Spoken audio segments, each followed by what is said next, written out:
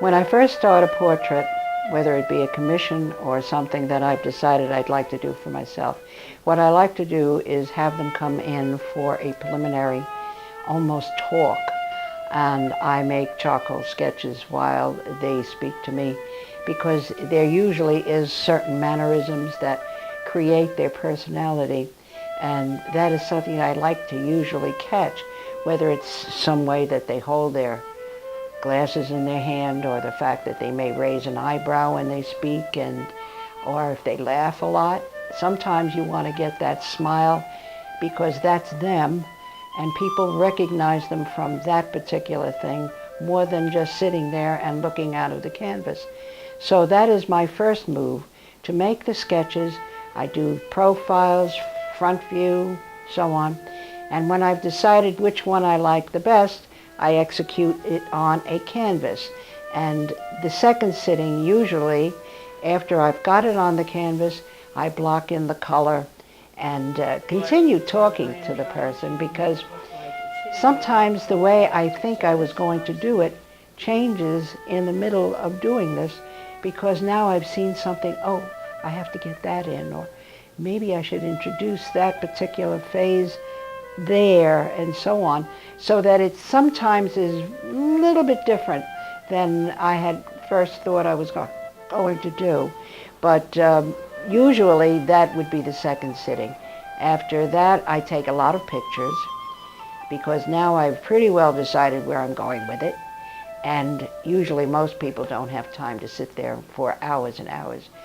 So that I can do it this way from a photograph until I have the next sitting, which usually takes about a month later, because I work out all of the technicalities from the photograph. I know where I want the light to be. I know what color I'd like to have behind it, the background, and so on. And as I did with this, Heather was sitting here in my studio, and I had a dark background. However, because of the flute over here, I gave her a side view so that she had a great deal of empty here. And I thought I wanted to be able to do something interesting in the background to counterbalance what was happening here, but it shouldn't be too much.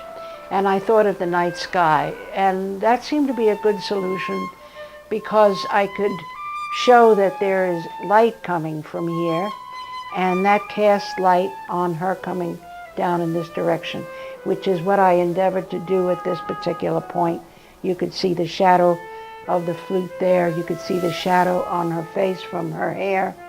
And that gave me more of the feeling that this would work. And I did think I was going to do more with it, but after looking at the clouds, I thought that was quite enough. And we can suppose that there's a moon behind it casting that light. Having just finished a series of American women that were prominent and so on in their areas of expertise, I came upon Heather, who is not only a very talented human being, but a very attractive human being. And I immediately saw her as something that I had done and worked on before. It was that angelic expression in her face, very sweet personality. In fact, I had done a copy of a Di Madrazo angel.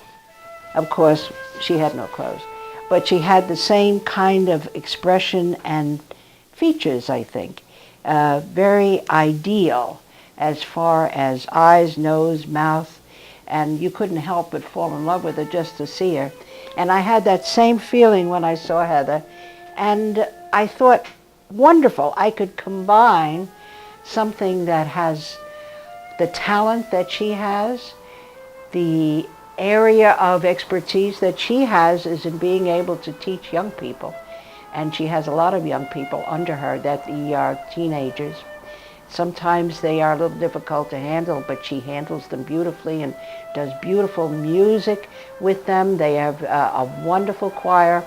And I wanted to portray that whole feeling of her and her music and her serenity and her whole personality. So when I asked her to sit for me, she was very gracious and said she would. She'd give me time, and she doesn't have that much And she did. She sat there and I was able to converse with her.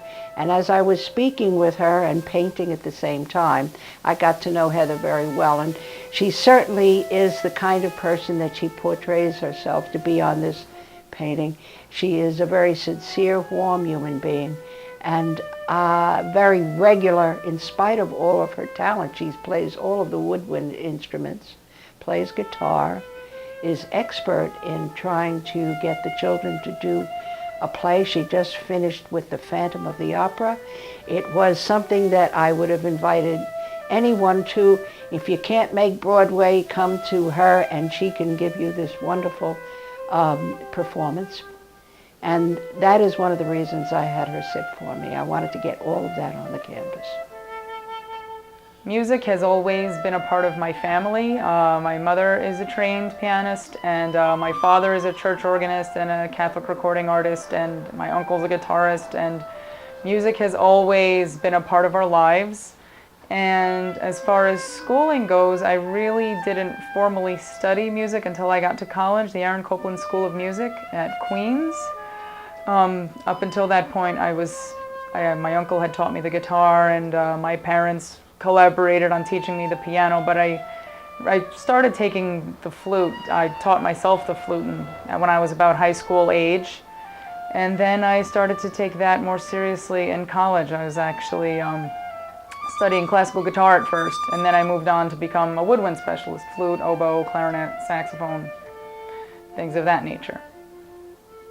As far as being an active musician, I know I've done quite a bit of church work. I currently play in a flute, harp, and cello trio, and I've done quite a bit of community theater. I've played places like Flushing Town Hall, Madison Square Garden, and I try to stay as active in that as possible, but more than anything now, I'm a high school music teacher, and I truly love doing that. I currently am the band and chorus director at Christ the King Regional High School, right here in Middle Village, and we perform quite a bit. As far as my responsibilities as a band director, it's both a concert and a marching band. So the marching band has been in the Veterans Day Parade on 5th Avenue, plus the concert band performs at in-school events, and the chorus has done quite a bit of work. Christmas caroling, we've been a guest choir over at St. Matthias, and I'm very proud of all of them. Sitting for a portrait done by Constance was truly an honoring and overwhelmingly humbling experience. As far as it's just something I never thought I'd be able to do, and it's really, really flattering because Constance's subjects are always such strong members of the community, and it's just some honor that I really, really appreciate getting, and not one I thought I'd get for quite some time. But I really felt it was very interesting to watch her work too, as a fellow artist, to watch the process. You know, when I first came in, she had a conversation with me just to kind of get a sense for who I was, as far as I guess what I was looking like when I was talking, because in that sense it's more elevated than a photograph. You're actually capturing something that's alive as they are sitting there living. And I found that to be the most fascinating aspect of it, of all. Sitting for a portrait is not as tiring as one would imagine. That was the first thing that really struck me about it, is I really thought that the prospect of having to sit still by itself was something that was going to be a challenge, especially for someone who's, you know, a performer and whose art exists over time, as opposed to something that is still. But that's really not her way. I really wasn't, you know, it wasn't a militant situation at all. It was more than anything else, she wanted to capture life. So, you know, I didn't necessarily have to sit still like a soldier, you know, and again, part of the process was the conversations she had with me beforehand, wherein she would get, I suppose, certain nuances of facial expressions and such. So I did find that aspect of it really, really interesting, that I really never walked out of these sessions exhausted. It was relaxing more than anything else, because I was there free to be a person.